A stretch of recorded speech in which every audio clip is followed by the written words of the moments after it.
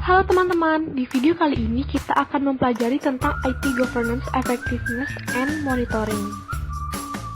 Teknologi informasi merupakan bagian yang tidak terpisahkan dan fundamental untuk mendukung, menopang, dan menumbuhkan bisnis. Mengetahui hal ini, perusahaan melakukan investasi besar di bidang TI. Tata kelola teknologi informasi diharapkan mendapat dukungan dari stakeholder agar perkembangan dan implementasi sistem on budget, on schedule dengan kualitas yang tinggi. Namun, tata kelola teknologi informasi dapat memiliki beberapa masalah, yaitu teknologi informasi hanya menjadi perhatian dari tim teknikal dan tidak mendapat perhatian dari manajemen puncak.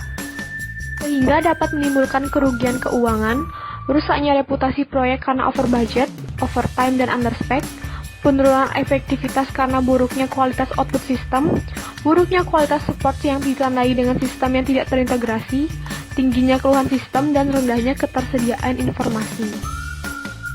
Terdapat 5 faktor penentu dan dampak dari efektivitas tata kelola TI di organisasi. Yang pertama, demografi organisasi, yaitu dicirikan oleh ukuran dan usia organisasi. Ukuran organisasi mengacu pada jumlah karyawan dan pendapatan penjualan organisasi, meskipun temuan tentang ukuran organisasi beragam. Yang kedua, intensitas informasi industri.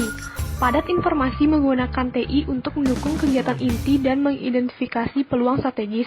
Organisasi dalam jenis industri ini lebih bergantung pada TI untuk operasi bisnis. Yang ketiga, budaya organisasi. Ada banyak definisi yang ditawarkan untuk budaya organisasi. Budaya organisasi sebagai sekumpulan asumsi, pemahaman, dan aturan implisit yang mengatur perilaku sehari-hari di tempat kerja. Yang keempat, karakteristik lingkungan eksternal. Istilah ketidakpastian lingkungan menggambarkan lingkungan eksternal di mana organisasi beroperasi. Ketidakpastian lingkungan sebagai sejauh mana suatu lingkungan stabil atau tidak stabil, sederhana atau kompleks dan tersebar. Yang kelima, karakteristik fungsi TI. Merupakan faktor-faktor seperti ukuran anggaran TI, ukuran departemen TI, dan kematangan fungsi TI. Anggaran TI mengacu pada pengeluaran atau investasi TI dengan investasi rendah. Organisasi tidak mengharapkan kemajuan besar dalam tata kelola TI. Monitoring. Monitoring kapasitas layanan teknologi informasi adalah kegiatan memonitor yang dilakukan pada proses manajemen kapasitas layanan TI yang dimulai dengan pembuatan tata cara monitoring yang bertujuan untuk menentukan tugas, fungsi, dan tanggung jawab serta standar prosedur kerja. Manfaat dari monitoring yaitu untuk pemeriksaan, pengujian, dan penilaian, mengusahakan suatu struktur yang terorganisir, mengusahakan supervise, mengusahakan informasi yang akurat, pencapaian hasil, meningkatkan keterampilan kerja, dan mendapatkan atau memperoleh feedback. Contoh framework monitoring yang pertama yaitu Balance Scorecard. Terdapat 4 perspektif. Yang pertama, keuangan, yaitu perspektif yang tidak bisa diabaikan. Pengukuran kinerja keuangan menunjukkan apakah perencanaan, implementasi, dan pelaksanaan serta strategi memberikan perbaikan mendasar. Yang kedua, perspektif pelanggan. Dalam perspektif pelanggan, perusahaan perlu terlebih dahulu menentukan segmen pasar dan pelanggan yang menjadi target. Selanjutnya, manajer harus menentukan alat ukur yang terbaik untuk mengukur kinerja dari tiap unit operasi dalam upaya mencapai target finansial. Yang ketiga, proses bisnis internal, yaitu menampilkan proses kritis yang memungkinkan unit bisnis untuk memberi value proposition yang mampu menarik dan mempertahankan pelanggannya di segmen pasar yang diinginkan dan memuaskan para pemegang saham. Yang keempat, perspektif pembelajaran dan pertumbuhan. Di sini menyediakan infrastruktur bagi tercapainya ketiga perspektif sebelumnya serta untuk menghasilkan pertumbuhan dan perbaikan jangka panjang.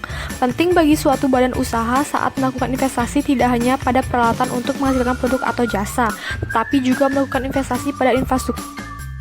Framework kedua yaitu Key Performance Indicator, yaitu alat ukur yang menggambarkan efektivitas perusahaan dalam mencapai tujuan bisnisnya. Perusahaan menggunakan KPI untuk mengukur kesuksesan pencapaian target.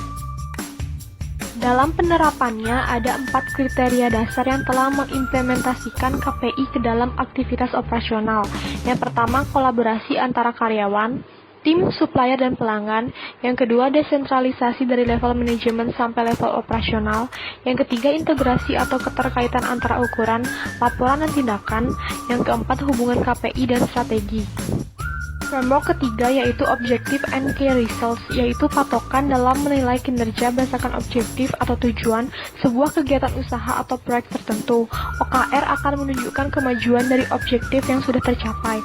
OKR mengandung tujuan yang lebih spesifik dan disertai langkah-langkah terukur untuk mencapai tujuan tersebut.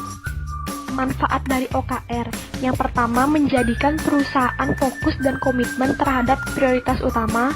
Yang kedua, cara hebat untuk membuat semua karyawan tetap terlibat. Yang ketiga, membantu menerjemahkan strategi ke dalam tindakan. Yang keempat, meningkatkan kurva pembelajaran organisasi. Sekian video kali ini tentang IT Governance, Effectiveness, and Monitoring. Terima kasih.